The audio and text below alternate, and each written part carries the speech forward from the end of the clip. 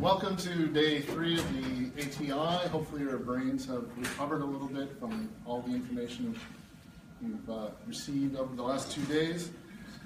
I know this is a commonly used phrase, but it is a true honor to introduce Gardner Campbell to you today. One of Gardner's recent EDUCAUSE articles begins with the question, what kind of educational experiences change lives? It's an incisive question, a challenge for all of us in higher ed, and Gardner has devoted his impressive and extraordinary career to exploring, experimenting, and creating innovative answers. Gardner is currently an associate professor of English and a special assistant to the provost at Virginia Commonwealth University. For nearly 3 years, he also served as vice provost for learning innovation and student success, as well as dean of the Innovative University College. And just off the press yesterday, he received the Campus Technology Innovator Award for Teaching and Learning. I could certainly go on listing many of Gardner's esteemed positions and accomplishments, but that would literally leave him no time to speak. For the past 2 decades, Gardner has been an acknowledged leader in the theory and practice of teaching and learning innovation in the digital age. He has been called a passionate visionary, a quiet innovator, a maverick, and as Alan Levine has dubbed him, the poet laureate of education. Experimenting with various tools as they have emerged, listservs, blogs, wikis, personal web spaces, or domains of one's own, Gardner has patiently yet persistently pushed us to find ways the internet can extend and amplify educational experiences. The internet, or cyber infrastructure, enables the creation of what Gardner calls a personal cyber infrastructure. He has worked diligently to help educators understand the need for students to be able to knit together personal, meaningful networks of their own. Spaces and connections in the digital commons, they continue to develop throughout their college career and beyond.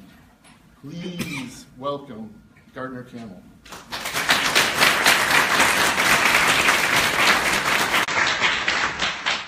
Thank you very much for that warm introduction.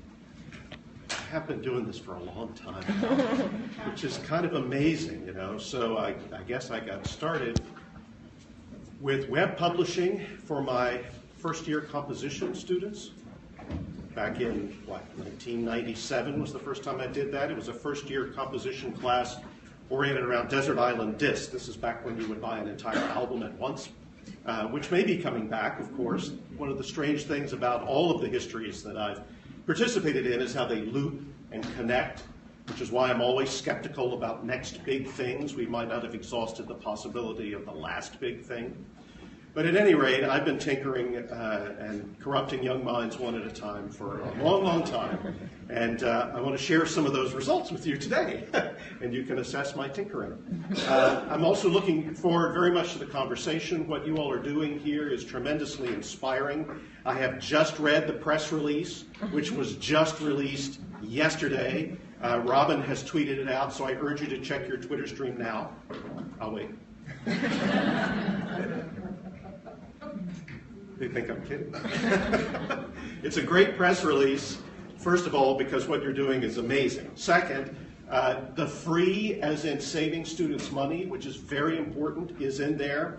But the thing that's even more important for me is the possibility of some really radical transformation that may loop back and preserve some of what we prize most about this relationship that we call teaching and learning. So it's an admirable press release, and really what I want to do now is just meditate on the press release while you wait. But I won't do that because I have some things I want to share with you. But I will be referring to that and quoting from that press release. It's a grand thing that you're doing. So hang in there, because part of the journey or the quest that I want to share with you today is also a story of failure.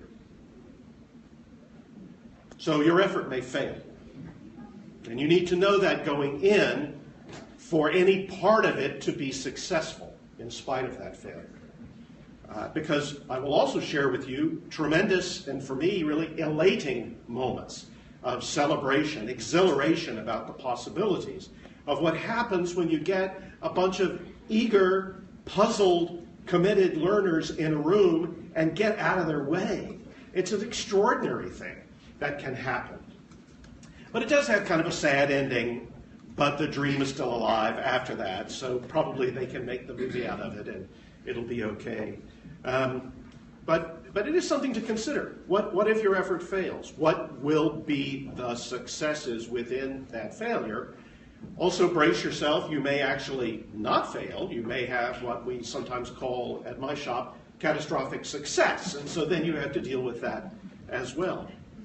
But I wish you the very best, and I think what you're doing is extraordinary. So enough with the happy talk. How about a quotation from hell? If by a miracle of mechanical ingenuity a book could be so arranged that only to him who had done what was directed on page 1 would page 2 become visible, and so on, much that now requires personal instruction could be managed by print.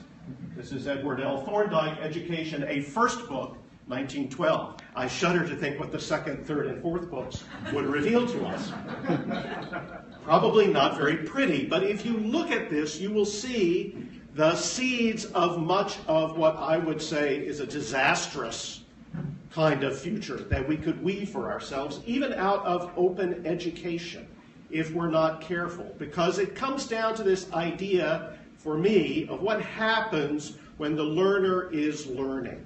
What exactly is going on when we are together thinking about something? And Thorndike, who was one of the progenitors of what I would say today is personalized or adaptive learning at a certain basic level, had this idea that what you really need to do is have mastery learning. You may have heard of that, or competency-based education. You may have heard of that. And the only way to ensure that you were actually getting the thing you said you wanted to get, that's assessment, you may have heard of that, would be to control the experience of learning very carefully, very precisely, very scientifically. Now, I love science. I adore science. When I was a kid, I wanted to be a scientist. I ended up being an English major, but I found a way to tinker with people's brains anyway. I just don't put wires into their brains. That was an early ambition. Seriously, I wrote away to the American Psychological Association because somebody said that's what I should do. This is pre-internet, right? To become a psychologist. I was 12. I was like, how do I do this? I want to be this. And they said, well, you can be an experimental psychologist, you can be a clinical psychologist, and the experimental ones got to put wires in people's heads. I thought, well, that would be a very fine thing to do. And I was willing to experiment on myself, so I thought that was the true scientific spirit. The problem becomes when, not when science, but when scientism begins to define the way we think about how we think about learning. And Thorndike, and I got this quote from a really interesting new book called Teaching Machines, had this idea, that we really did need to have it controlled, replicable, something that we could very precisely administer and measure.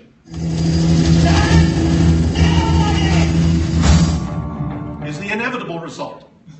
Because learners turn the page prematurely if they're learning. Okay? Learners will not be controlled. It's in the nature of the experience. I see. There was that. What else might there be? It's the power of narrative. It's the power of curiosity. It is, unfortunately, a world in which stand still, laddie, is not going to be obeyed. I said unfortunately. Thorndike would think that unfortunate. I think it's great. I think it's one of the things that distinguishes us as a species. I am a Miltonist. I do study temptation. I understand about the tree of the knowledge of good and evil. I got that whole thing, and I still think it's good to go investigate. We can talk about my Milton research later. But nobody in paradise stands still. It's not in the nature of the experience. Nobody in a true learning environment stands still. Everyone turns the page before they're told to, unless we have somehow convinced them that they shouldn't do that, in which case learning is done. And when learning is done, inevitably, it goes to this. We don't need no education.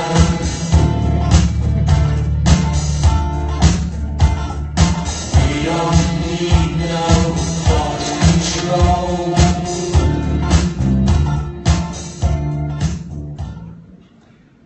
And of course, in Clockwork Orange, not only does he stand still, he's strapped into a chair with his eyeballs prized open with drops put in them because these are humane. inquisitors until he has learned the lesson of getting sick. Now, we should not aspire to be Alice in A Clockwork Orange. However, this is the Thorndike model of learning. It is personalized. They are trying to do something quite personal to Alex. It is in its way transformative, but not in a way that we would want or value. Too much of what I am seeing in the world of higher education, and especially in educational technology, seems to wind up here. Why? It's not inevitable. It's something that I think when we are honest, we don't desire. That's something I'm going to try to explore today. General education is my case study. How many of you have ever worked on general education in your schools? How many of you have had an absolutely dazzling experience working on general education? Why are you laughing? No. It comes out in a very strange way. It comes out like horse trading. It comes out like FTE mongering. I have heard some of the following statements in my own experience working on general education. General education, the purpose is to remediate the student and expose them to majors. Okay? I've also heard that general education is supposed to produce a well-rounded student, as if 8 courses could do that. General education is supposed to produce competencies across the curriculum, as if 8 courses could do that, or competency could be somehow separated from what it is you're actually trying to be competent in. In 1981, Ernest L. Boyer and Arthur Levine actually tried to think their way through this. It's a very interesting book. I urge you to take a look at it. They conclude, colleges tend to organize the content of general education in 2 ways. Narrowly, on the basis of traditional disciplines, or broadly, on the basis of interdisciplinary courses or themes, with a distinct accent on the former. In fact, that's what our accrediting agency, which is the Southern Association of Colleges and Schools Commission on Colleges at my university, that's what is required. After examining programs based on these 2 strategies, we conclude that they only infrequently achieve the real purpose of general education. It is a serious mistake to equate one curricular strategy with the goal of general education. The 2 are not the same. What is the goal of general education? Mark Van Doren wrote nearly 40 years ago, the connectedness of things is what the educator contemplates to the limit of his capacity. Apologies for the outdated pronoun. No human capacity is great enough to permit a vision of the world as simple. But if the educator does not aim at the vision, no one else will. And the consequences are dire when no one does. And by simple, I don't think they're talking about a reductive understanding of the world. I think they mean a powerful conceptual grasp of ways of thinking about the world. The student who can begin early in life to think of things as connected, even if he revises his view with every succeeding year, has begun the life of learning. Seeing the connectedness of things is, we conclude, the goal of common learning. They describe this in relation to general education, but I think everyone would say that it's a vital part of what we do in the majors. It's what a vital part of what the degree is supposed to mean, the things that we think about in higher education. But think back now to the Thorndike quote. Page 1 isn't even connected with page 2, out of a kind of misplaced devotion to a scientism in the administration and the assessment of learning. And there's a catch in there, which we'll get back to, but pretty nice vision. 1981. This was a statement from the early planning at Virginia Tech as they sought to revise their general education curriculum. We recommend eliminating the current areas of the CLE, Common Learning Experience, and replacing them with 4 explicitly integrated fields. Connections, for the win. Integrated science, integrated social science, integrated arts, and integrated humanities. We recognize that creating such categories might seem to contradict the idea of integration. You should have heard my students when we stumbled on this in class one day. They wanted to know, how could professors write something like that? I said, oh, they've done it over and over. For administrative purposes, however, it seems desirable to maintain a small number of broad categories in which to organize students' academic experiences. certainly seems professional, certainly seems advisable, and you all laugh because it is funny. It's tragicomic. You can see what's happening in the middle of this. So as we try to get to what would be called reform, curricular reform, in this case particularly general education, which is a vexed issue. It's where the university tries to behave like a university, which is very, very difficult. We keep slipping back to this Thorndike version because administration is the thing that we want to be able to do. It's the place we always go back to as educational managers. So let's have another example. I'm going to be picking on one of my alma maters at this point, the University of Virginia, Mr. Jefferson's University. All right, 83% of the faculty say, yes, we're going to pilot a new curriculum. And the new curriculum will have requirements coming from courses within sections called engagements, literacies, and disciplines.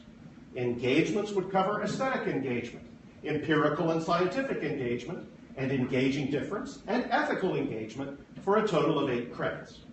Literacies would consist of world languages, rhetoric for the 21st century, and quantification, computation, and data analysis. Aren't you feeling great? First thing in the morning. Imagine you're 18 years old, and you're at new student orientation. First thing in the morning. Imagine you're sitting with your advisor, and your advisor is like, hey, got a new curriculum for you. It's a pilot. It's great. We're going to test a new curriculum on you. It will have engagements, literacies, and lastly, disciplines, comprised from 7 different categories for 21 credits total. Okay, engagements, literacies, disciplines, well organized, easy to administer. If you can tell me how you can have an engagement without acquiring literacy, or what difference literacy makes without engagement, or where disciplines fit into all of that, I will give you a prize. I don't know. Many smart people sat together for a long time to come up with this. I might well have been in their midst. You might have too. There is something about this that is, it's funny. It's also tragic. Why do we keep reinventing new, chrome-plated models of our understanding of the world in a way that excludes what seems to me to be curiosity about how the learner makes models of the world? I'm not saying there's no place for this. There may well be a place for this. But routinely, the learner's modeling of his or her learning seems not to be an object of much curiosity. This is very strange because, as I'll try to explain in a moment, we have an unprecedented set of opportunities and possibilities and means for having the learners become aware of their own mental models and sharing them with each other in ways that can be truly extraordinary. It has something to do with this open collaborative thing. Let's go back. The connectedness of things is what the educator contemplates to the limit of their capacity. No human capacity is great enough to permit a vision of the world as simple. But if the educator does not aim at the vision, no one else will, and the consequences are dire when no one does. The student who can begin early in life to think of things as connected, even if they revise their view with every succeeding year, has begun the life of learning. To begin early in life to think of things as connected. That's an extraordinary goal. That's it. For me, if you have that, anything is possible. If you do not have that, it's just one thing after another. And human beings are pretty smart creatures. They will master one thing after another and give it back to you in the order in which it was given to them, and they will graduate. They will be successful, but it will be a subprime success. It will not be a fundamental growth in the disposition to think of things as connected. But I said there was a catch. The student who can begin early in life to think of things as connected becomes seeing the connectedness of things. This is a small thing. Probably was not something that happened deliberately, but I think it's an interesting shift. To think of things as connected is different from seeing the connectedness of things. In that, I think all too often we take it as our responsibility as educators to show the student the connectedness of things rather than encourage the student to think of things as connected. A small, but I think an important difference. And who can blame us? We too, as faculty, have learned to think of things as connected. We want to share those connections with our students. Of course we do. What we don't want to have happen is for the student to say, oh, I see things are connected, and write that down one more time in a notebook on a laptop that goes away without ever connecting to anything else in their education. Quite capable of doing that. It's one of the only ways they can manage the confusion sometimes. So, where does educational technology fit into this? Educational technology has an unprecedented opportunity to share with us, to give our learners the possibility of showing their mental models to themselves and sharing them with others, and we can then respond to that in a truly adaptive and personalized way. Educational technology is also, unfortunately, one of the places where that scene from A Clockwork Orange can most horrifyingly come true with the most altruistic kinds of motives. So I bring up Audrey Waters, Hack Education, well worth your reading, hackeducation.com. Audrey speaks of herself as the Cassandra of educational technology.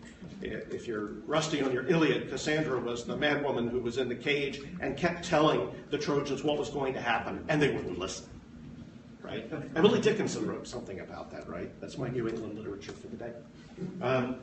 This idea that we need to be very thoughtful and deliberate. Just saying the word technology isn't necessarily going to get us where we want to be, or at least where I think we want to be.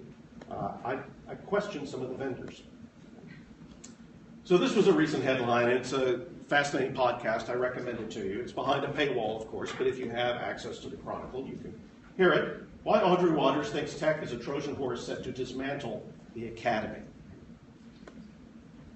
It's a fascinating interview, and Audrey's been talking about this for a good while now, and it doesn't seem to be moving the needle as much as you'd like, because we're not thinking well about the goal of education. We're not thinking well about what this thing is we're trying to do.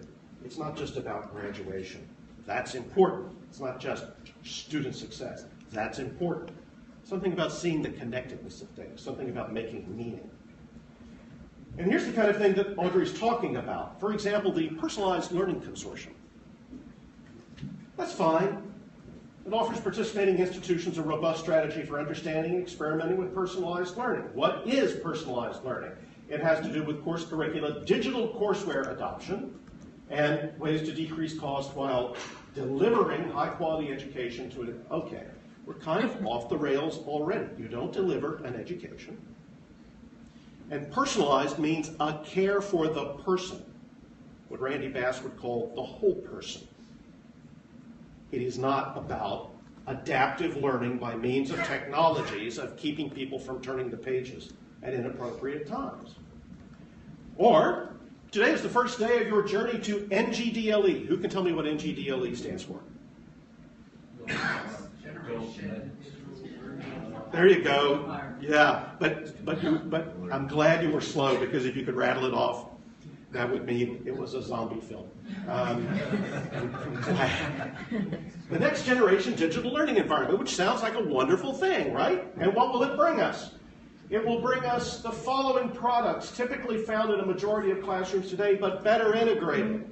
Digital textbooks, library digital resources, summative testing, formative testing, LMS with gradebook, or separate gradebook outcomes assessment and tracking. Classroom capture, one of the most horrific words. Lecture capture, right? Classroom capture, it'll be in the box. We won't open it up. Classroom response, classroom management, interactive whiteboard, and other digital resources and applications. And you get charts like this. I wish I could tell you I was making this up. It looks so much like that picture from A Clockwork Orange, or maybe from The Wall. NGDLE versus LMS website marketing. This comes from early October 2015, and you can see there are the things the NGDLE has versus Canvas, Blackboard, D2L, Brightspace, Moodle Rooms, and Schoology, which was new to me. How many of you had heard of Schoology already? Okay, well, I need to school myself on Schoology. They do have an integration platform. They do performance tracking analytics. And then there are other marketing themes: usability, reliability, mobile, content management, course building, grading, and of course CBE, competency-based education. Oh dear. This leads to charts like this. Higher education communities and playbook. Institutions can provide greater choice, flexibility, and innovation. Communities of practice, Wenger is rolling. Connected learning, this has nothing to do with connected learning the way you all are describing it. It has to do with this kind of electronic interoperability. Interoperability is great. However, this is something different. Ongoing app challenges. Okay. And then the HED, that's higher ed, head, right? Head, higher ed, good. Resources to upstream. And it leads to stuff like this. Educational value going up on the left, evolving expectations on the right. Learning impact, we start from advancing technology usage to teacher-student institutional productivity gain. Productivity in what? Question emerges, is not answered. And at the top you have educational insight. Educational process and results improvement. Okay. Seems simple enough. Just keep on keeping on. Holy mackerel. Why? Why is this happening? I think it's because we're not thinking well. I think it's because Audrey Waters is right. The amount of venture capital being sunk into educational technology right now is staggering.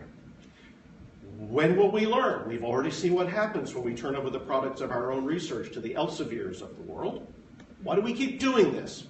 Probably for the same reason that Virginia Tech's curriculum reform had to do with integration across disparate things because of ease of administration. I guess.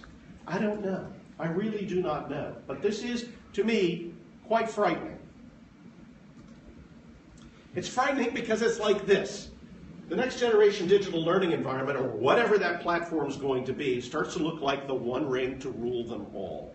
You've seen that movie, you've read that book, you know where the ring comes from, and everyone who gets the ring thinks that they're going to be different. They're not going to do the bad thing. They're going to use it for the good. And nobody does. So what if we did this instead? What if instead we thought about learning and the goal a little more along these lines? Dr. Eugenia Cheng will explain. Today we're going to talk about infinity. What is infinity? We're going to try and see if we can say actually what infinity is. Because one of the whole points about mathematics is to take some notion that's kind of vague and fuzzy in your head that you've got some idea about and turn it into, express it in a way that means we can actually do something with it. Make rigorous arguments with it, have arguments with our friends about it, state important facts about it, do things with it. Because if we can't do anything with it, then it's just a kind of fuzzy notion in our head, and we all have fuzzy notions in our head. So what is infinity? On the left-hand side, if we multiply this by 0, then it ought to cancel out the 0 on the bottom. So that's going to give us 1. And what do we get on the right-hand side? Well, everything multiplied by 0 is 0. And so we seem to have achieved 1 equals 0. You should be feeling a little bit ill now. That's gone wrong there. And so next time we'll see some more things that go wrong. Fun making things go wrong deliberately.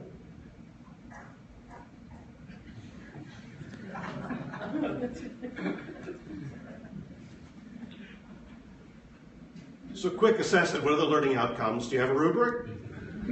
Okay. What did she do? This is interesting to think about.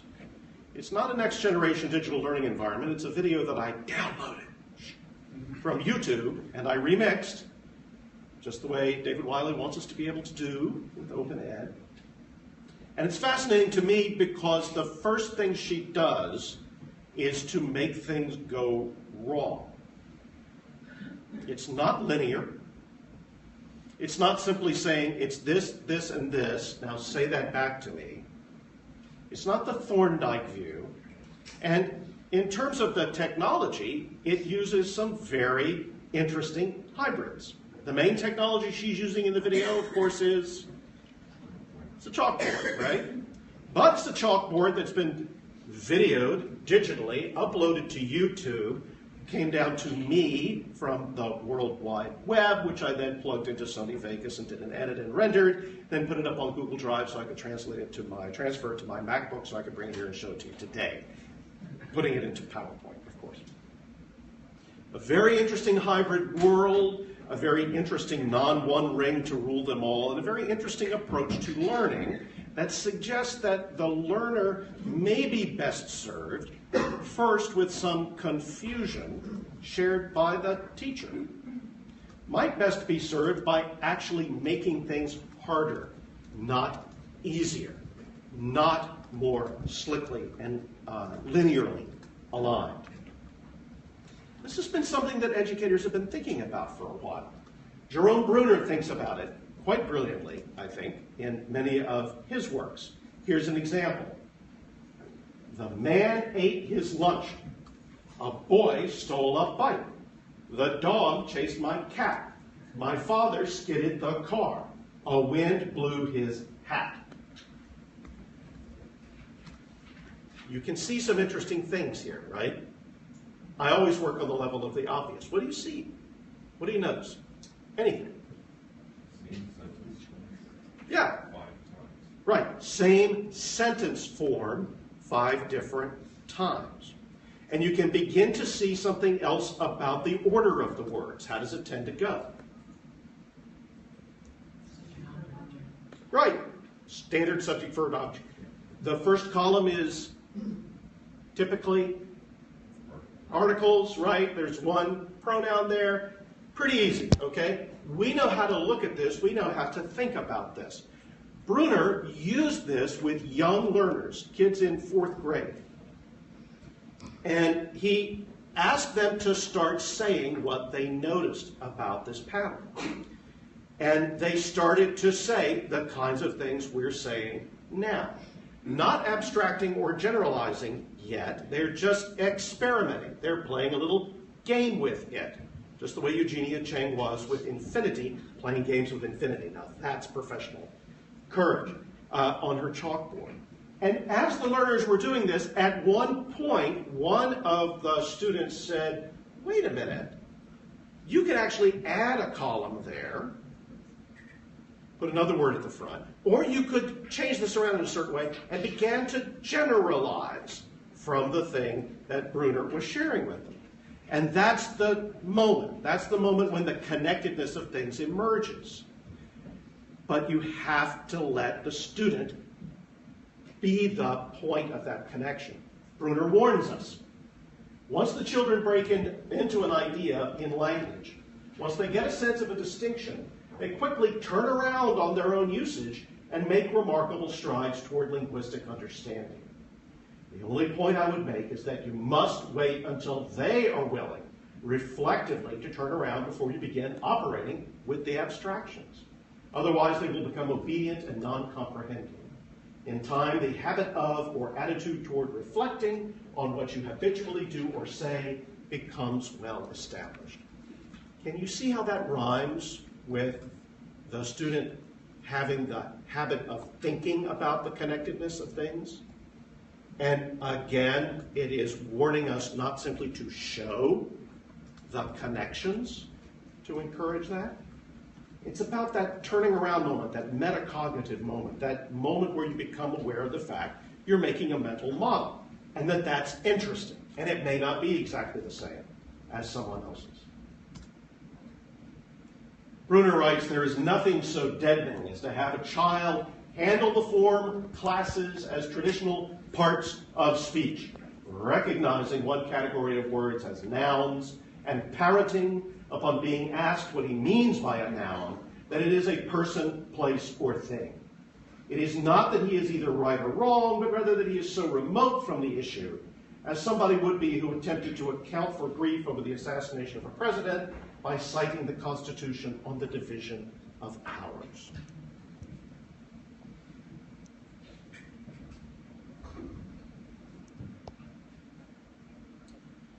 What I think Bruner is getting at here is that the activity of making meaning is nothing that we want to interrupt and everything that we want to encourage. Some part of that will have to do with the assignments and the courses and the curriculum we've designed. Some part of it has to not just be that. So what do? We aim for mind-blowing experiences. What is that? And I'm going into complete hippieville, so be patient. This was in Inside Higher Ed. John Warner wrote a column, July 26, 2015. As the mania for measuring learning outcomes seems to continue unabated, primarily through standardized metrics, I'm wondering what kind of tool we can develop to quantify the number and impact of mind-blowing moments. Oh, that would be interesting. It would not look like a next-generation digital learning environment. I'm thinking about this because I was listening to the Wyatt Cenac episode of Mark Maron's WTF podcast. And in Maron's preview to the conversation, he talks about how sometimes in your life you encounter people who blow your mind. It's the part of his conversation with Cenac we're about to hear that has most stuck with him, a teaser to hook us in. Maron is talking about people who cause you to suddenly see the world in a new and different way, who reveal something that was previously hidden, which now allows you to remake yourself and your relationship with the world at large. Actually, I have a clip I can play for you.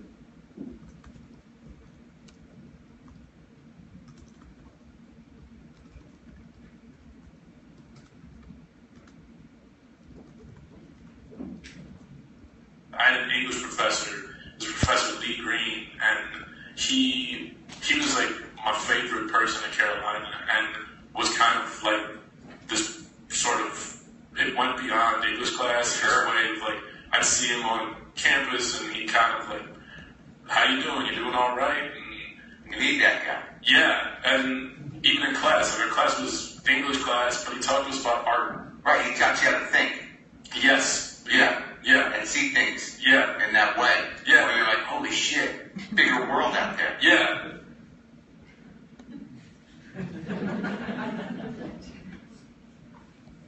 Holy shit, bigger world out there.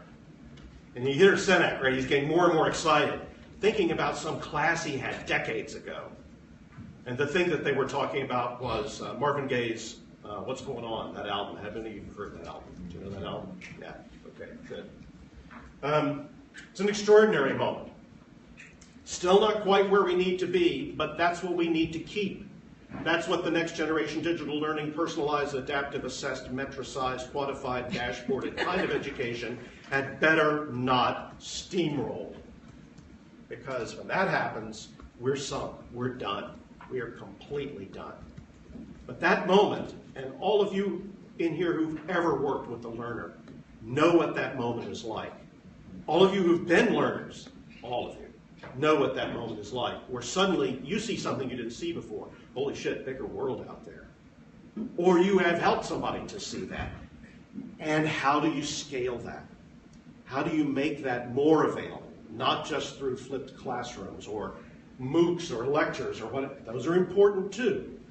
My idea was, what happens if the students somehow can be encouraged to blow each other's minds? That happens all the time, of course. It just doesn't happen typically as a result of what happens in formal instruction. But what if we could do that?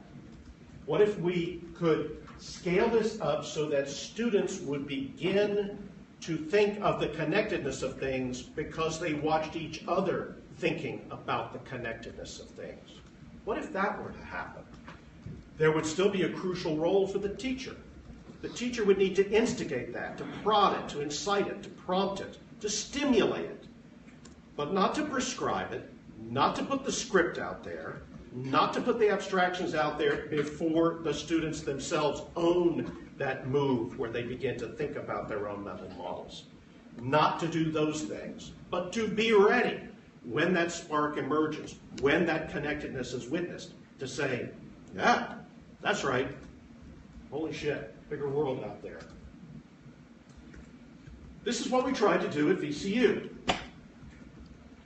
Rampages were the VCU Rams. Rampages. That was pretty easy. We heard later that the IT department had thought about putting out a WordPress multi-site installation called Rampages a long time ago. But they never did it because universities. So we did it. We did it in the Academic Learning Transformation Lab. We called it Rampages. It's rampages.us. It's still up, at least for now. You can go take a look at it. Much of this design comes from the absolutely amazing heart and soul of Tom Woodward. But it emerges from many conversations. A connected learning community for VCU. Anyone with a VCU email address can sign up. Some of this will be familiar if you've been following any of the Domain of One's Own talk, or some early instances, UMW blogs that Jim Groom and Martha Burtis, Andy Rush, Gary Slazak, Patrick Bassetti, Murray John, they all had a big part to play in that. And I always wanted some metric that would inspire activity. 16,925 blogs, 16,082 users on Rampages. See some of their work here. This happened over about 18 months. Because there were some instigators out among the faculty who began using this WordPress multi-site stuff in ways that then encouraged students to be making these connections, and then the students started seeing each other make some of these connections, and then it drove on from there. It never got to the connected curriculum. That's the unfortunate part of the story. But it did represent, I think, a pretty good start. For example, in my Milton class, just last spring, this was one of the blogs that one of the students put together. His design, his choice, his title. John Milton, Man, Myth, God. I know what the answer to that is.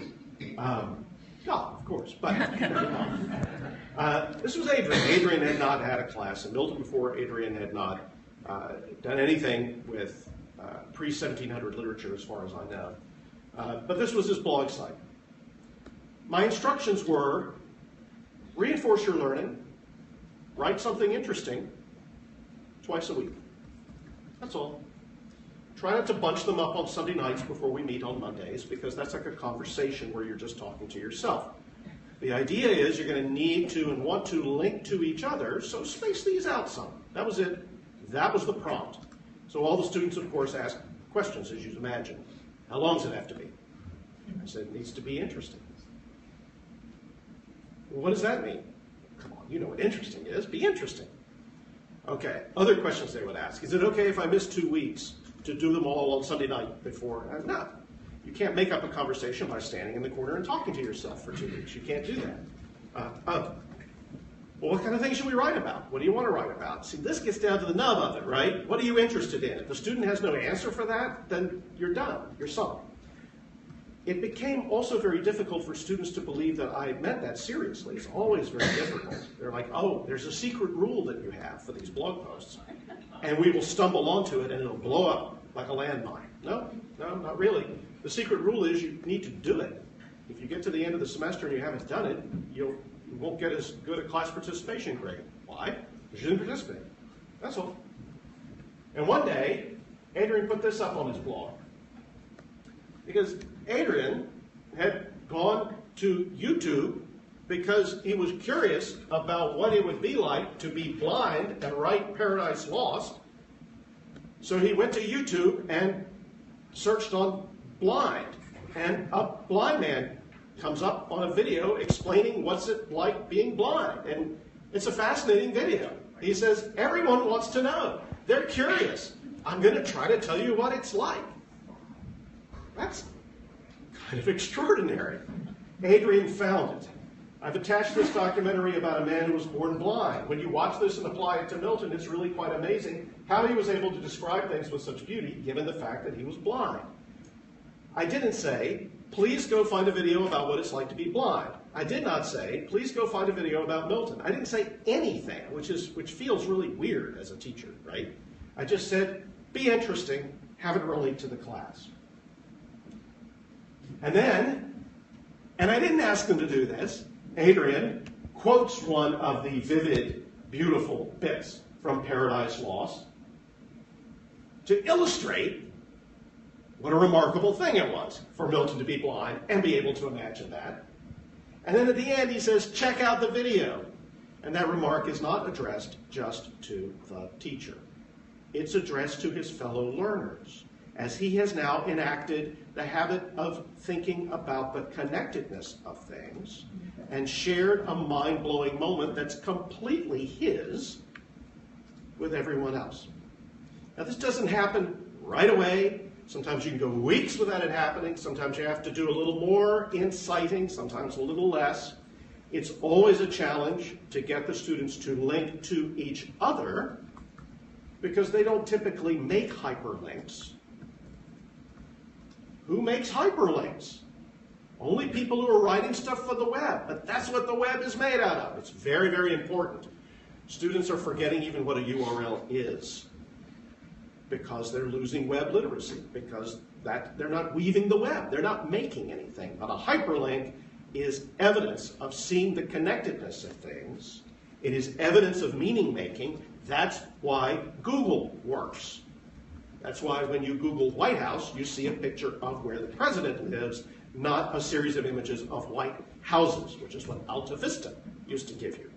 Google figured out if somebody makes a link, that's evidence of some association that's relevant. It's part of meaning making. Why not adopt that? That's kind of an interesting thing to do. But then how do you scale that? That's one course, right? And it does. So here's another great blog from my Milton course. A sexist narcissist. What a catch. I would never have even thought of a title like that. Eve's vanity is insanity. Even better. My brain, my words, his art. Ha! This is great. Now, it is true that many people did not at first put anything on that subtitle there, so that they all said, just another Rampages blog, or whatever the default is with WordPress. When they showed their blogs to each other, some of them noticed that they had just another WordPress blog. And they said, ooh, I need to do something better with that. Why, yes, you do. I didn't say a word. I just let them do it. And so this is great. This is the mother blog where they're all aggregated. That's great. It's still one course. How do we get beyond the one course? Because the idea about seeing the connectedness of things is that suddenly this goes viral all over the campus. How to do that? One early experiment where we tried to do this was our Connectivist MOOC. That's what we called it. Sort of was that? Sure. It was an open course where students could take it for credit, get grades, all of that good stuff. They paid tuition, but the entire world was invited to participate. And we didn't get the whole world in, but we got some really mighty, wonderful folks in. It also spawned 2 doctoral dissertations, which is quite interesting to me. It's not usual that a 200-level research writing course would do that. At least I've never seen it happen before. And in this huge front page, we had embedded librarians. We had Christina Engelbart from the Doug Engelbart Institute. We had all these videos that we made, that the students made, interviews with people like Alan Kay. We had people doing the blogs on their sites. It's all aggregated in here. Various ways in which the whole experience was framed. We have an amazing and dramatic intro to the course. Again, this is mostly Tom Woodward's doing. The journey begins with a fork in the road. Do you have a blog? Yes, no. I have a blog. Wonderful. We share your excitement. This is a great animated GIF if you look at it in situ on the site. Another one. Enrolling your blog in the thought vector stream means you have a choice to make. More excitement, more narrative. We had Google Hangouts with the instructors talking to each other about what they thought they were doing and why they were doing it, which was really risky, right? Because the students could respond in real time to what we were doing. We had tags that we tried to get people to use so that we could put like assignments together. We had all these blogs syndicated in. We had all these just endless little fun ways to look at the box scores from what was going on, including the ever-popular tag cloud, and always little bitty Easter eggs. Again, mostly Tom Woodward's idea. Down here you see "You Augment Me," which I think is a riff on "You Complete Me." And what we kept striving to do was to take each one of the sections of a course, a Gen Ed course, 200 level, and make the sections both what they were with their instructors individually and also part of a much larger enterprise. So there would be connections within each of the sections and across the sections. Again, it was early days. It didn't always work the way we had planned. That was probably fine. This was Team Zoetrope, Section 5, Section 6, Curiousness. These were all blog spaces where that section's blog posts by the students would be aggregated in before being aggregated in yet again in a meta-aggregation for the main Thought Vectors site. This guy had a really inside sense of humor. Section 7 was Teen Fighting Secret Agency. He had a Bond fixation, which is very interesting. Still does, as far as I know.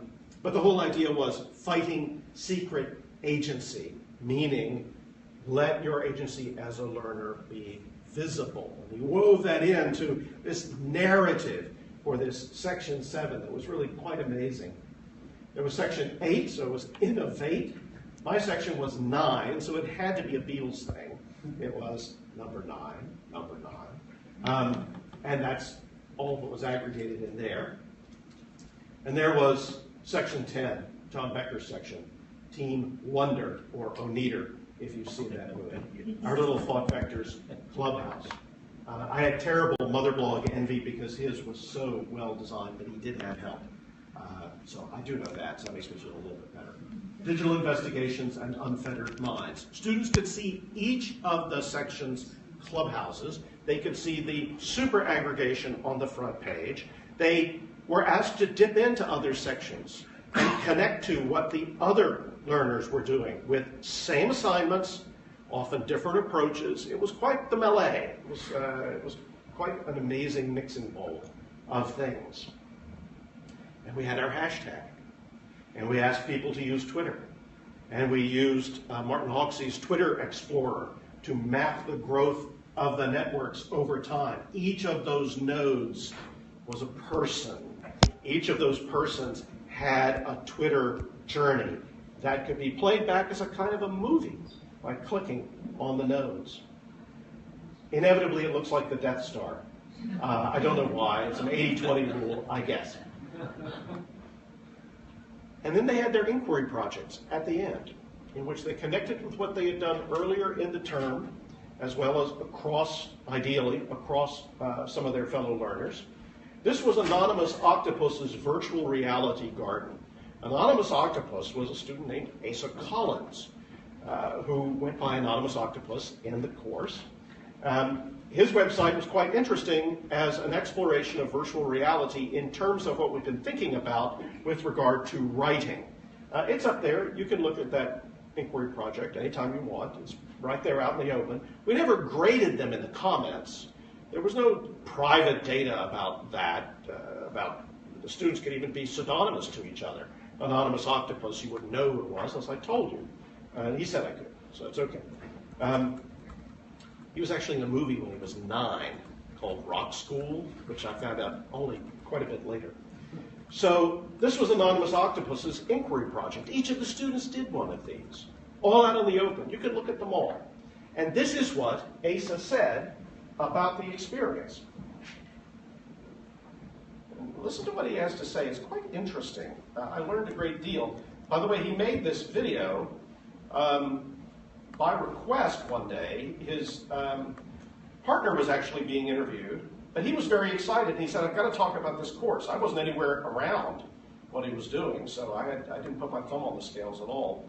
And this is what he ended up saying. Let me make sure I can actually make this happen. Stand by. You're all watching. Will he get the cursor there? Yeah, there we go. My name is Asa Collins, but for the summer scene Living the Dreams, I went by Anonymous Octopus. At first, I was nervous, but I was excited to write.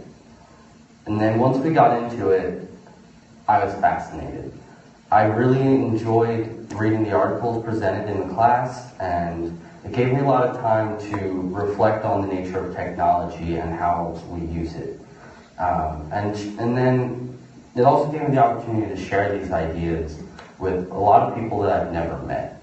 So the class was really rewarding, and it also gave me a lot of new perspectives. Unlike most classes that you take in high school and college and university, where you're in a classroom, you're with your peers, maybe you do a group project together. This course, the summer CMOOC, it felt more connected than most classes I've taken before. It felt more intimate because you don't get to read other people's writing in day-to-day classes and activities and stuff. So it was an interesting experience getting to know people that I never met based solely on what they decided to write about. And it's something that I enjoyed, and I think I would like to take more classes like that, or for other people to have that experience. It struck me as very odd that he was saying somehow he was able to be more intimately connected with his fellow learners when none of them were actually meeting in a classroom, but they were reading each other's writing. He had an idea that they weren't just people working in groups on an assignment. He was actually seeing their habits of mind as they were expressed in writing and shared openly. He was able to get some experience of nearness that he didn't get just through physical proximity. The summer course that he took was fully online.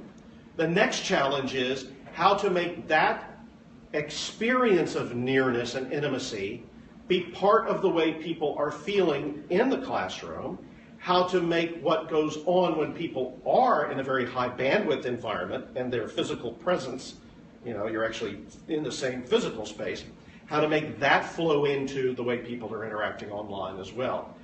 But it's very striking to think about an experience of intimacy mediated only through unscripted, not unassigned, there were actual assignments, but unscripted in the sense that we didn't prescribe the format for all of this.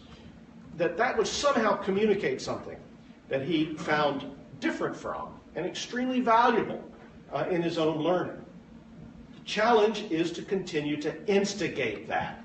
I love this etymology of instigate.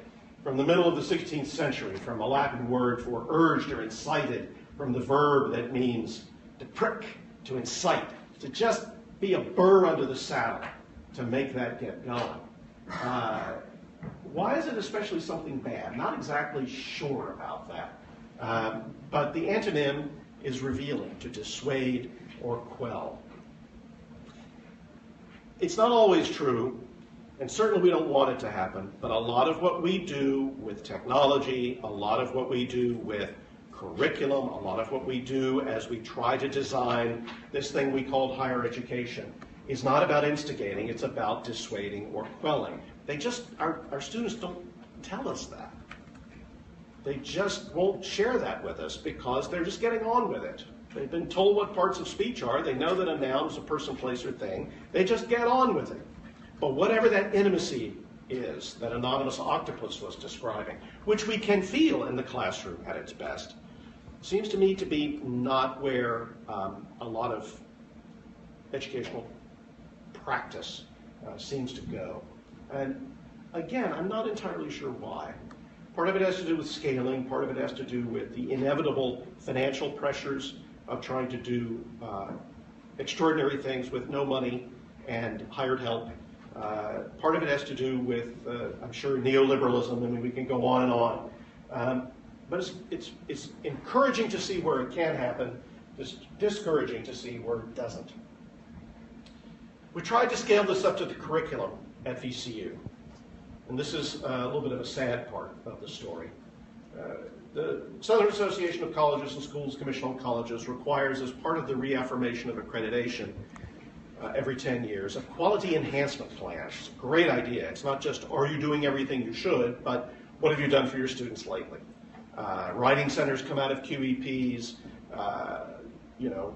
maker spaces come out of QEPs. Lots of interesting things can come out of first year seminars, come out of QEPs. We had the idea that we would do something with a connected curriculum. That is, define general education courses, not just as discipline specific, but as courses that encouraged or instigated or incited the kinds of connections across courses and within courses that I've been describing. And this is the language inside the QEP, which went through many, many revisions and turned out to be a grenade with the pin pulled. I just didn't know it until my hand was gone. Virginia Commonwealth University's Quality Enhancement Plan aspires to learning that matters by means of a cultural commitment to generalizable education. That is, education that has substantial and lasting impact beyond any particular course, major, or degree. That's kind of a shorthand for my understanding of student success. We believe that personal, interactive, networked computing in all its varieties, if students are truly fluent in this medium, offers the richest opportunity yet for integrative thinking within and beyond schooling. Our QEP situates curricular innovation and quality enhancement within this framework. Well, it turns out, no. We didn't really believe that.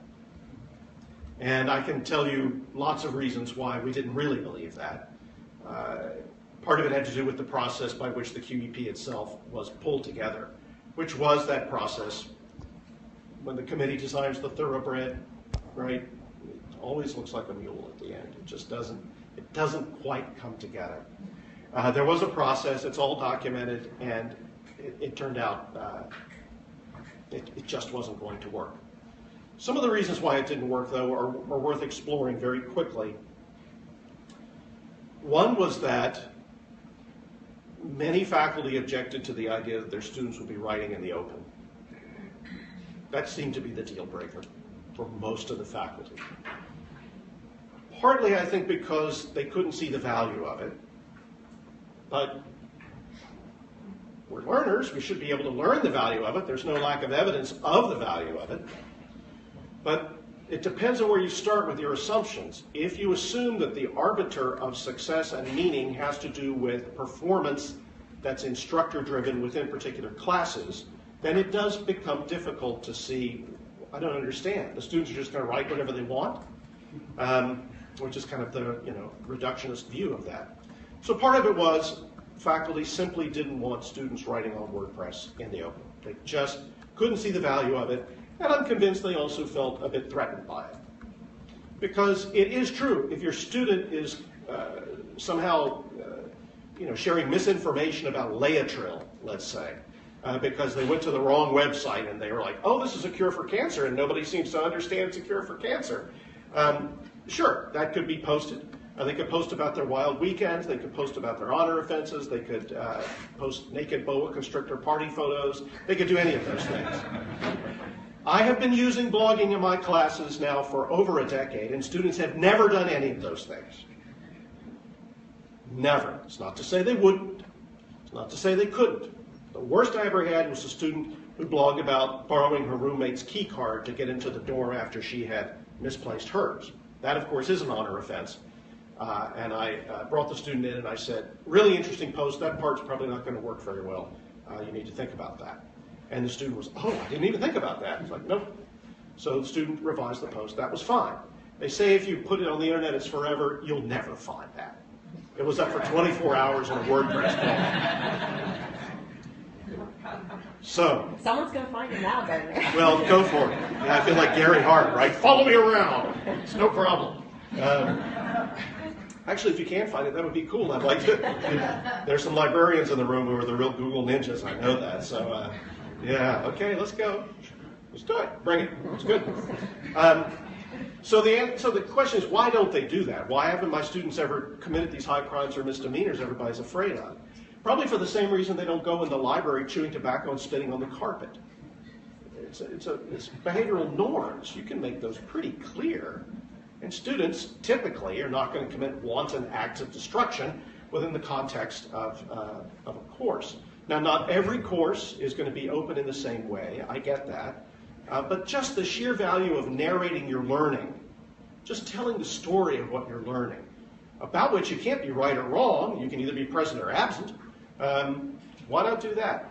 Other things I heard, in addition to the gen ed stuff about remediate and look at your majors and why would you need to blog to do that, I actually had one colleague who told me that everything on the internet was a sewer, and anything of any scholarly value on the internet was there only because that person had come of age as a scholar before there was an internet. This actually happened in a department meeting. There's nothing to say. You have to be really highly educated to say something that defies evidence in that way. But there it is. But it didn't work. It didn't work. It wasn't going to be adopted. We actually got to the place where 3 pilot courses that we were calling connected courses did get approved. There was general uproar. It was accepted by one of the colleges for 1 semester only. These were courses in the arts, and one of them, a collaboration between the medical campus and the Department of Psychology. It had never happened before. They were amazing. Can't have too much of that. It's not that every single course always has to be on this model, but if it is about gathering together a group of interested learners who are modeling connection making in their own learning and sharing that with each other, that can't hurt, might actually help, might be a very interesting way to define what general education is. So we didn't get there. And I'm happy to talk about that. Well, not happy. I'm certainly willing to talk about that some more. But the vision was to get back to where we started. Not that you'd be on the page until you were told to move to the next one, until you demonstrated your competency to move to the next one. But that there would be an opportunity for students to share the story of their learning, their delighted connection making with each other in a way that could come to define the experience of one crucial part of the curriculum and would be part of the culture of the university itself in a way that would prepare students for a life of eager connection making. Something that would be like this.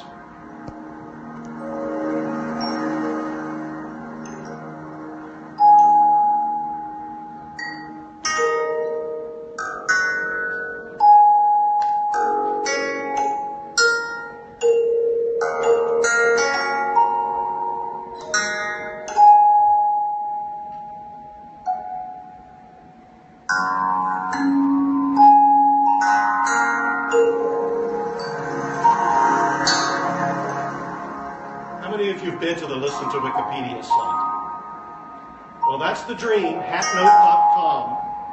Every time anyone writes something on an article, it turns into a musical sound.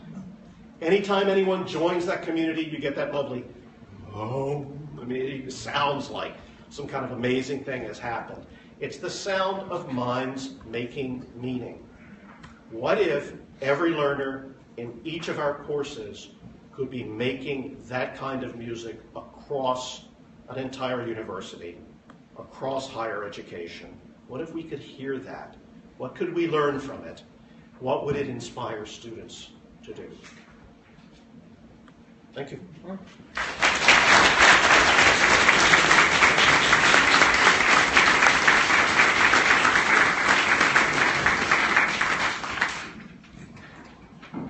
Thank you very much. We have about 20 minutes for discussion, questions for Gardner. Elliot? Hi, Elliot Gruder from Plymouth State University. Gardner, I really appreciate what you've said here. It's wonderful, and I really appreciate your concentration on the language that we use to talk about things. I think that's equally important, and I hope we take stock of that as we look at how we're directed to do things here, because there's so much administrative language about missions and outcomes and deliverables and all kinds of things that really cages us. We put administration and assessment before discovery, and that's the wrong way to go.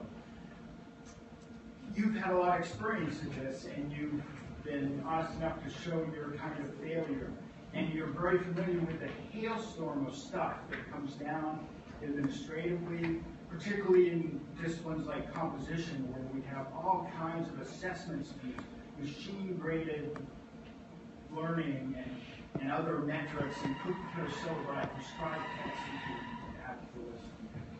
have many more than I do. Within that hailstorm, you can't fight the hailstorm, you can't change the weather, but you can work within your unit, within your faculty, among your colleagues. How do we best go about that? Not at the Gen Ed committee level like you showed there, but how do you proselytize this? How do you make your colleagues more aware, particularly colleagues that maybe not are in the position you are, particularly in composition, contingent faculty, who, you know, they don't need more work, they don't need another thing. Can you help us? So the question of contingent faculty is a really, really hard one because of I don't know, that could be the subject of a whole other talk. I've been thinking about that an awful lot lately. That does seem to be, there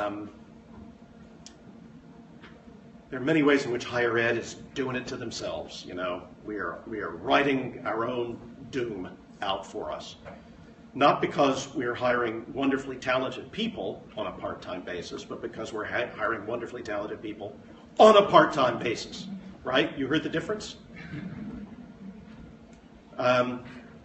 So I'm going to bracket the contingent part for a second, because that's not that that's not important or crucial, but I can answer more directly the first part.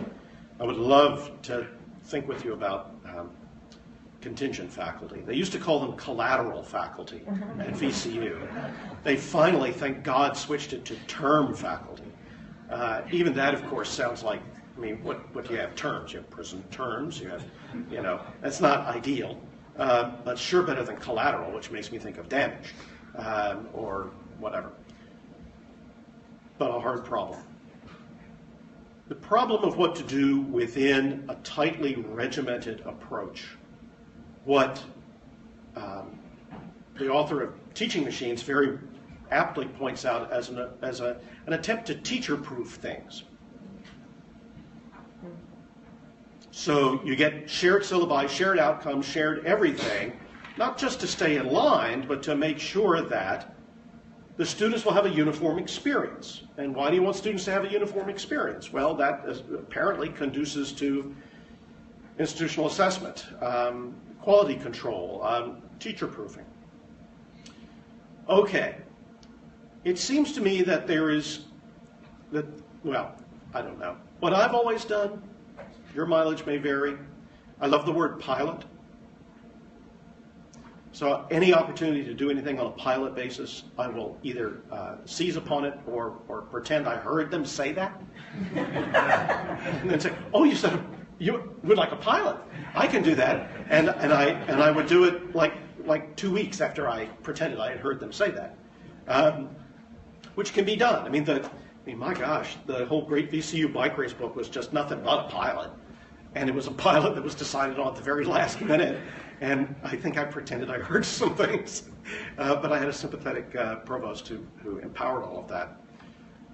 If there is ever an opportunity to do a kind of R&D pilot, then that opportunity is also an opportunity to showcase different approaches, and not only that they work, but how they're working.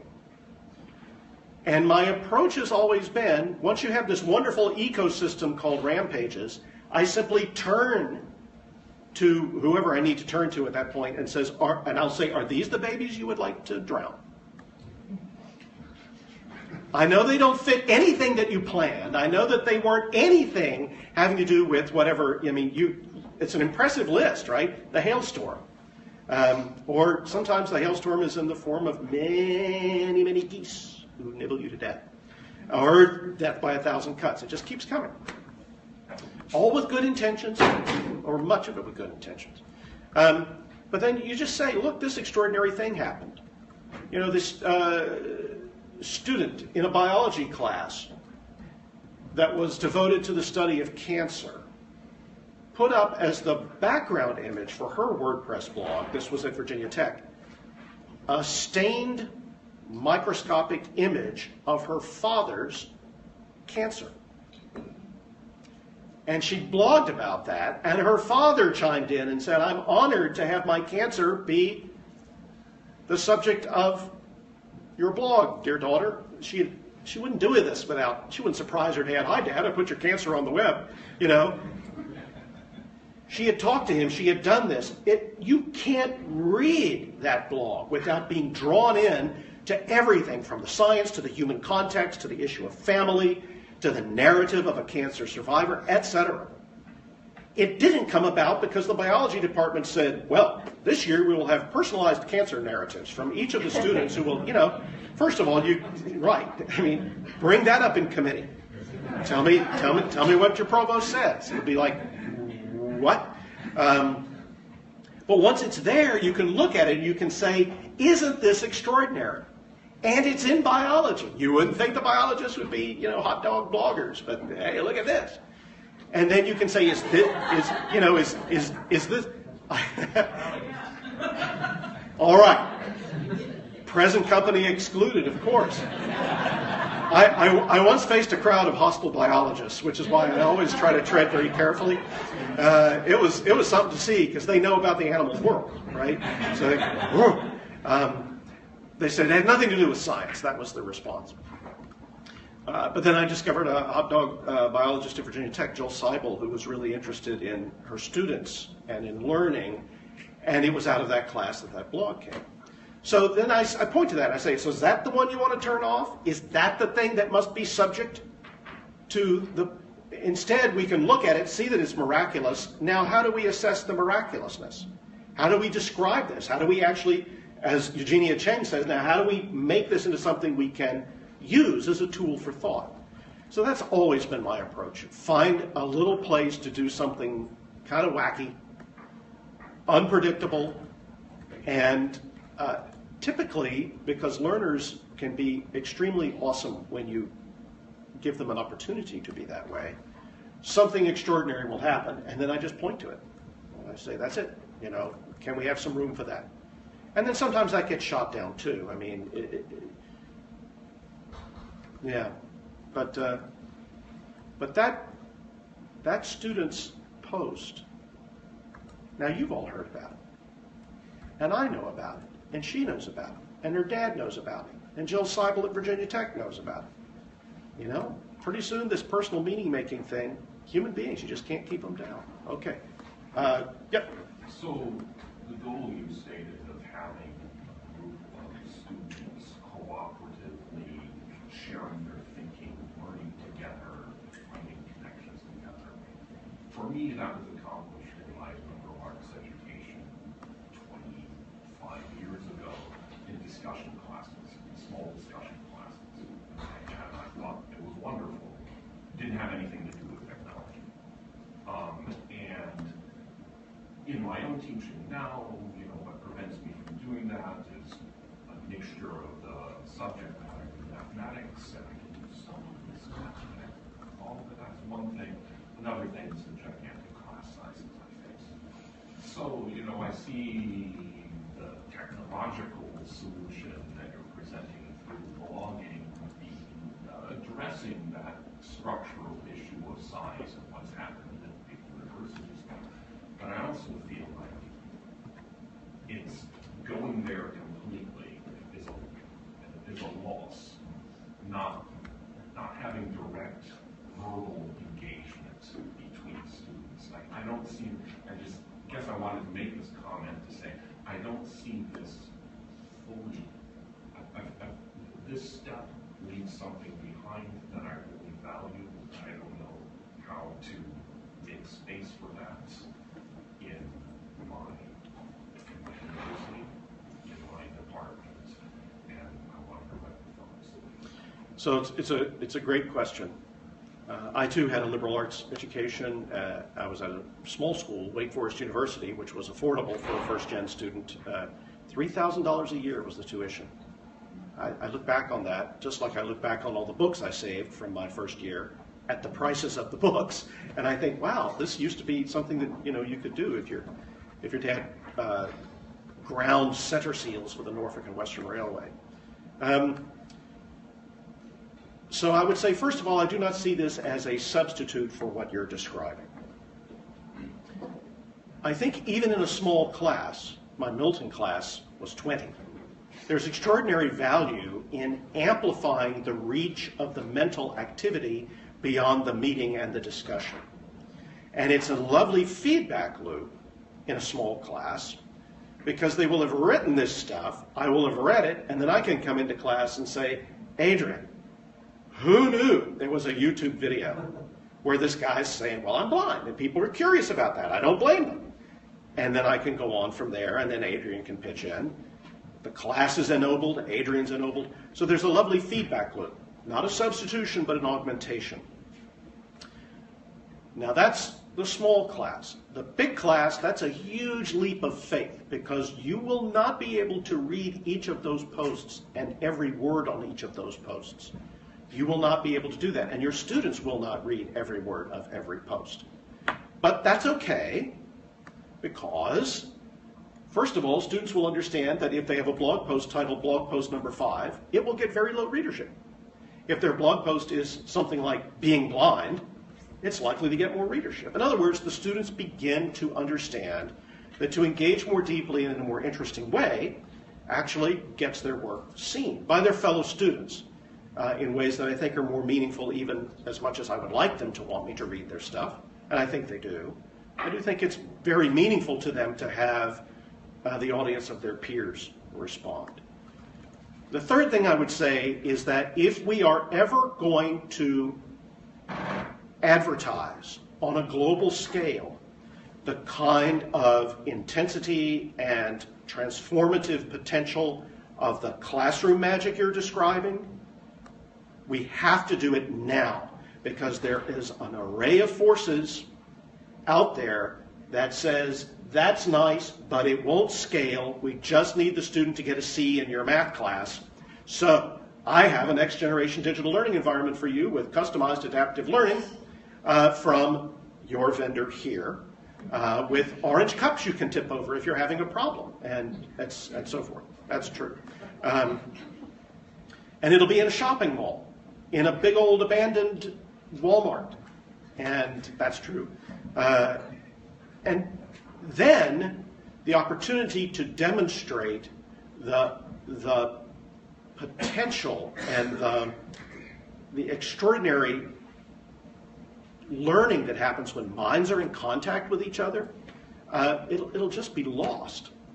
We've not done a very good job in higher education of advocating vigorously for what happens when our learners are in contact with each other. We're pretty good at advocating our own value as faculty, and on an abstract level, the kinds of things we're talking about with magic in the classroom. But I always had this fantasy that when the General Assembly in Virginia wanted to know, what are you professors doing when you're there? Because you only work 5 hours a week and you have your summers off, and shoot me now. That what I would do, in fact, I said this on the first day. I said it in front of the president of VCU, and I'm sure he thought, oh my God, who have we hired? I said, I just want to point the General Assembly to a URL called magic.vcu.edu, and you will see something that's like that listen to Wikipedia. Students making meaning within and across courses constantly, and you can drill down to your heart's content. And if you want to see what we're doing, that's what it is. Yeah. Yep. I like what you talk about in principle. The thing that intrigues me, I wear sort of two hats at Grand State College. One is I'm part of the instructional design team, so I work with faculty to trying to conceptualize course ideas and try to help them to bring their ideas for teaching the course to fruition. But I also teach online myself, the way I kind of practice what I preach. So as I'm listening to you, I'm saying, I really understand that I kind of get with what you're saying spiritually. But I find that there are already real difficulties that I'm having in the course that I teach with students trying to comprehend something as simple as writing in narrative form. And I understand that this is kind of ancillary to building capacity and things like this. But I guess what I'm trying to say is that what you're suggesting here requires a tremendous amount of sort of cognitive energy to comprehend what the nature of education is, given that they have already experienced 12 or 13 or more years of prior learning experience in a completely different system. So what that says to me from an instructor perspective is not only do I have to take the burden of trying to help my students comprehend what we're trying to do in this course, such as writing a 5-page narrative document to a fictitious audience, but I also have to get them into conceptualizing this concept of learning that is 100% alien to them. And I can't help but feel as though what you're talking about requires a certain amount of capacity building K through 12 before they can even sort of make a connection between what you envision this connectedness, interconnected way of education.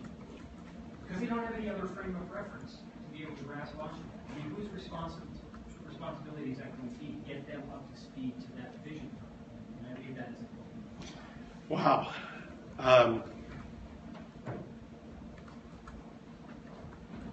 So I love the language that you're using. That may be my favorite question of all time. I don't know. I see my work is done. It is true. You have to ask a great question first, right?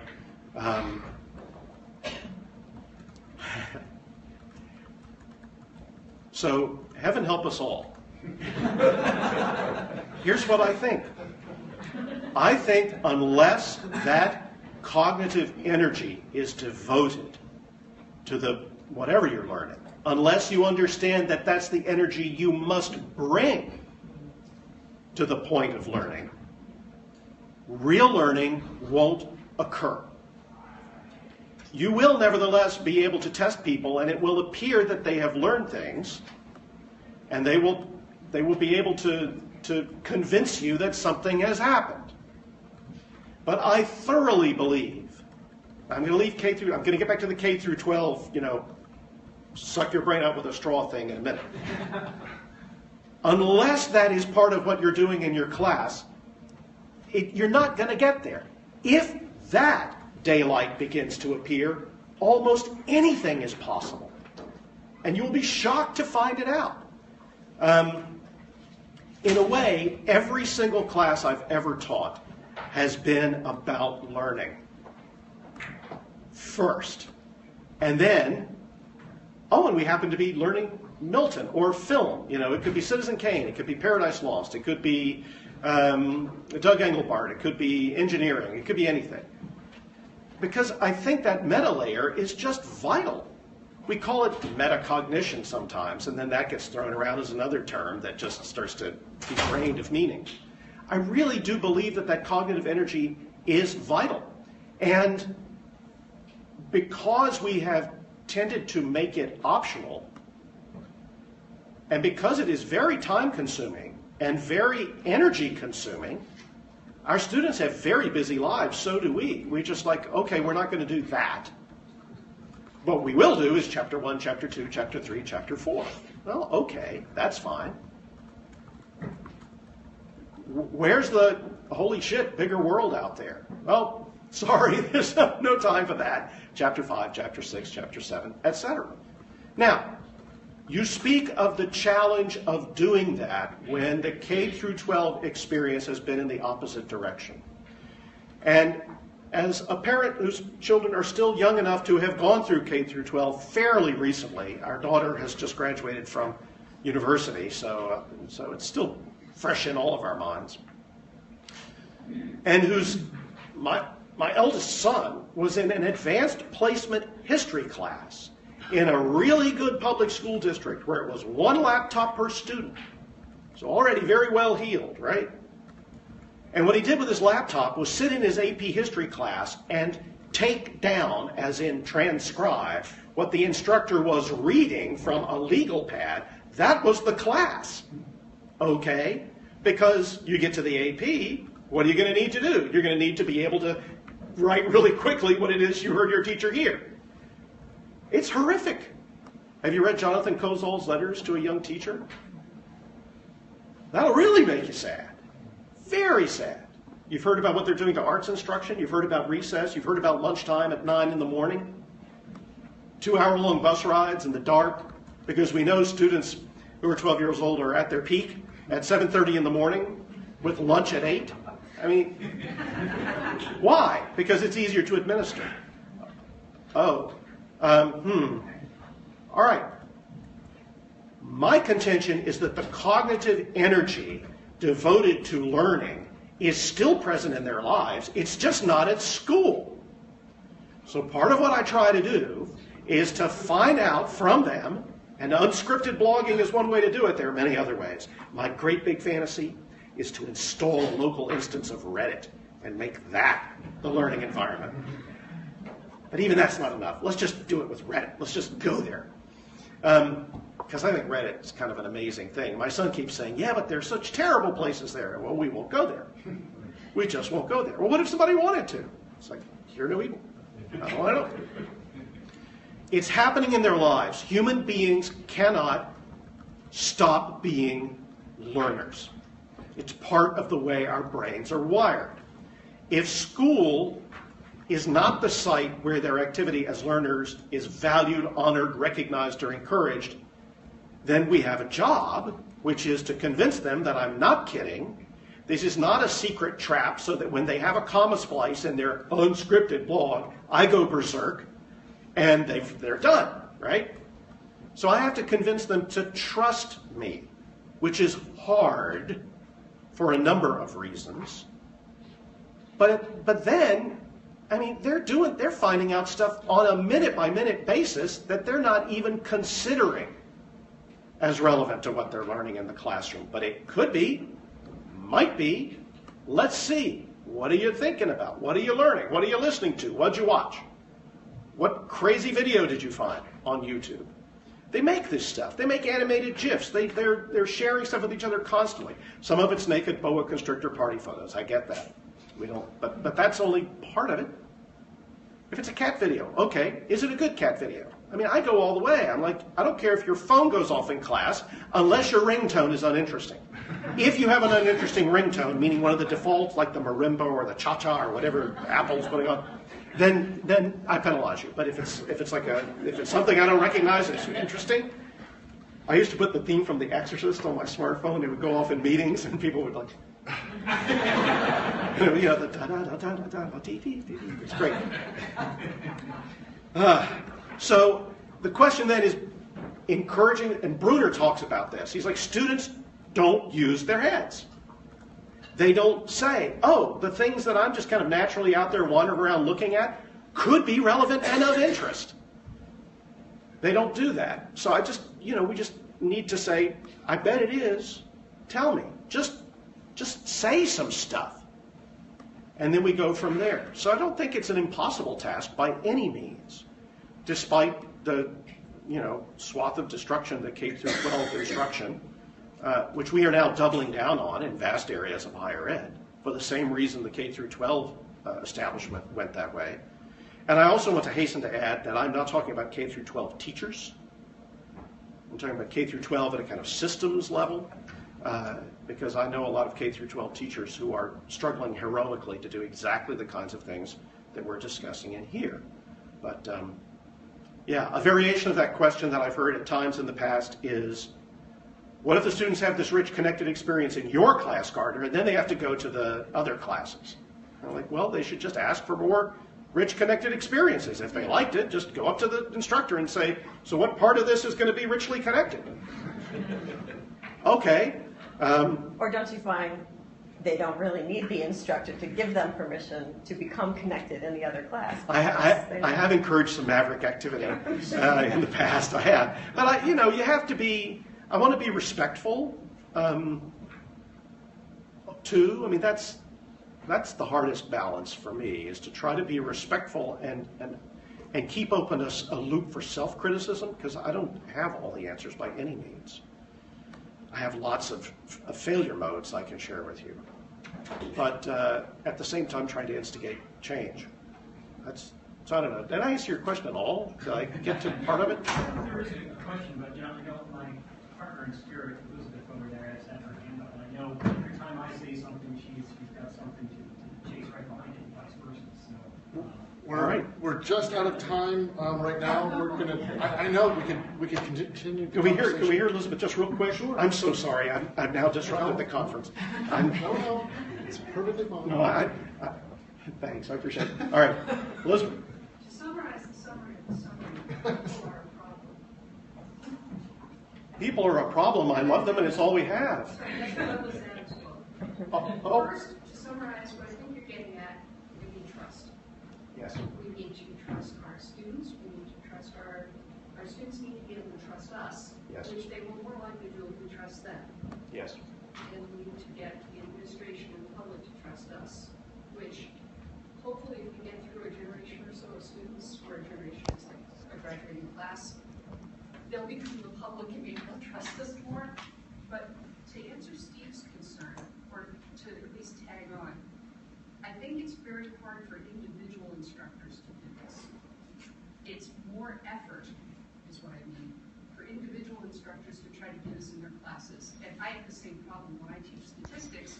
I ask my students to use the tools that I'm telling them about on the stuff that they care about.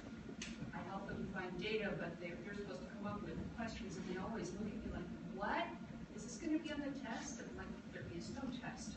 There are weekly projects, and they are your projects. And I have a place for you to publish them if you want. I had 2 students take me up on that. So, onesie twosies, if they come to my class and they've never had a class like that before, it's harder for them. It's harder for me, it's more work. When they come to Steve's class and he asks them to be creative with stuff, they look at him like, what? Well, only of course they're not looking at either of us because we're teaching online, but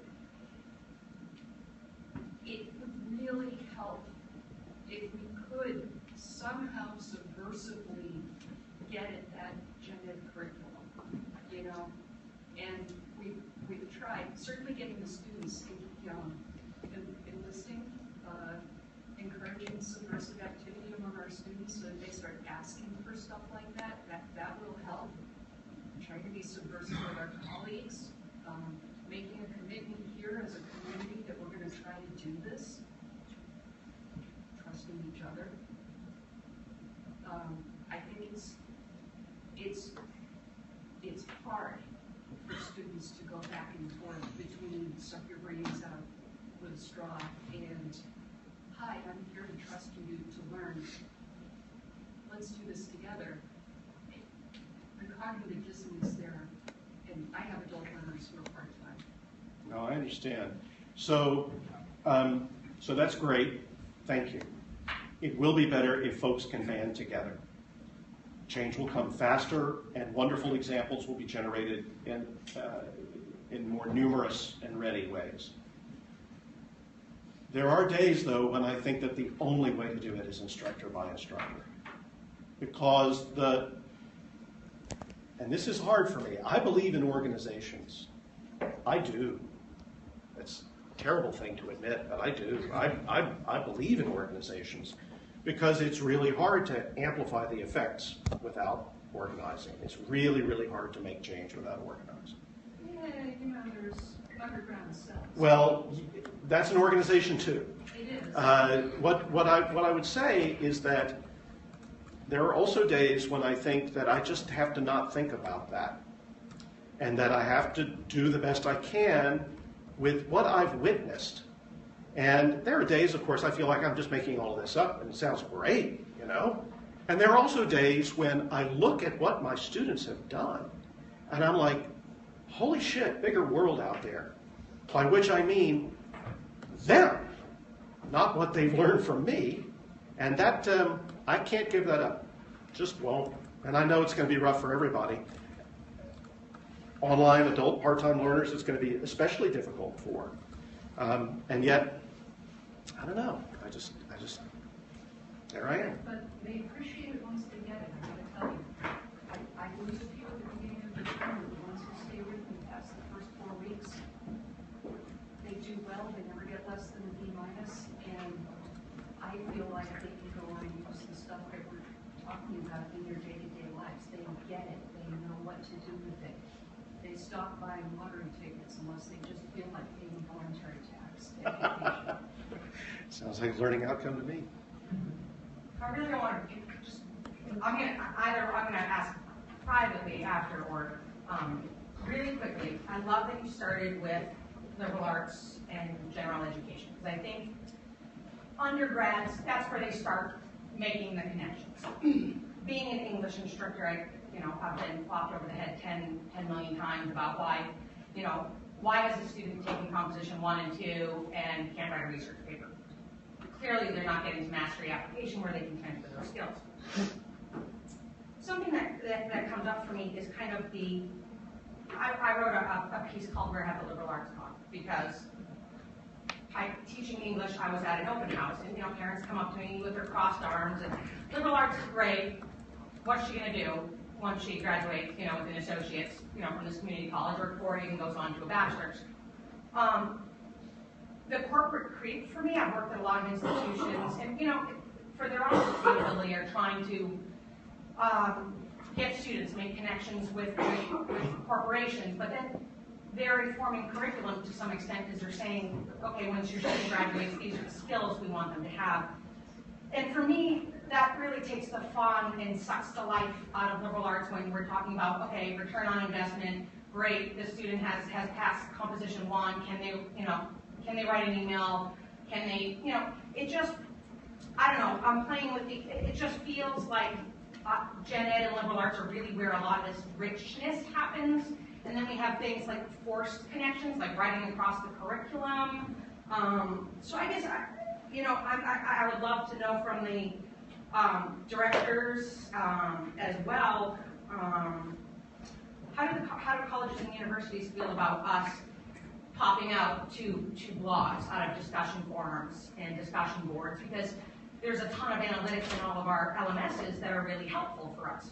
But we start popping out to blogs and hypothesis and annotating, and then I think the institution's going to lose some major analytics that they're just starting to use. I'm saying a ton of crazy things. I clearly have ADHD, but what are your thoughts on kind of the return on investment in that icky kind of feeling of liberal arts not being what they used to be? I think if the goal of a college degree is middle management in late-stage capitalism in America, we're kind of undershooting the human mark. So I like having a job. I like getting paid. I think people generally are okay with that. And I'm not here to say that those are not important things. I do think that an impoverished view of education cripples the species. And I have an investment in this species. Because I think that what we can do with our minds in the service of our hearts and souls can be very astonishing, can be wonderful. It can also ruin the planet. We're the only species capable of that. And I have a vested interest. My return on investment is not doing that, but continuing to do something that seems noble and purposeful and generative. And when I'm forced to say something more specific than that in terms of specific competencies needed by employers for the workplace, I get really twitchy not because I think those are unimportant questions, but because I think the way many times those questions are framed presumes a particular answer. And I hate being in a conversation where the person is actually holding up both ends. I like to be in a conversation where there's really some kind of exchange of ideas. There are tremendous pressures to perpetuate certain models of economic relation, especially now in the United States.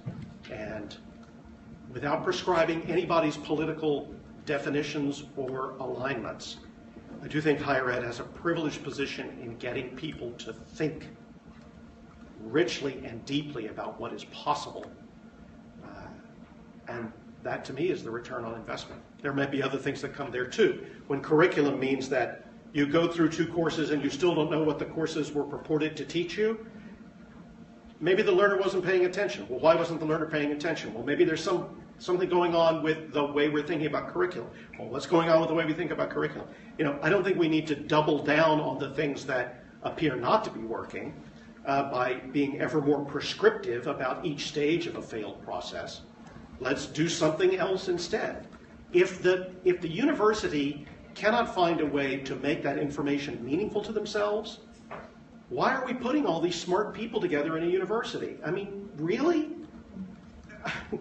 I've got a colleague at VCU who just did her dissertation on how to assess connected learning. And there are ways, both quantitative and qualitative, to do that, to do it richly, to do it in ways that can inform practice. But we will have to learn something. And that will require a commitment to cognitive energy. And that's what the university is supposed to be about. And that's kind of where I end up. So it's not an answer to your question, but I acknowledge it's a difficulty. Yeah, absolutely. We still have some time before the next session begins, maybe 10, 15 minutes, but there's clearly more questions here. So if you need to excuse yourself, if Gardner's willing to field some more questions, sure, we'll continue. I'm here all day. That's bad news, right, for you. I'm here all day. I'm loving it here. You have great weather in June. And great questions. Thank you very much, really. Real privilege.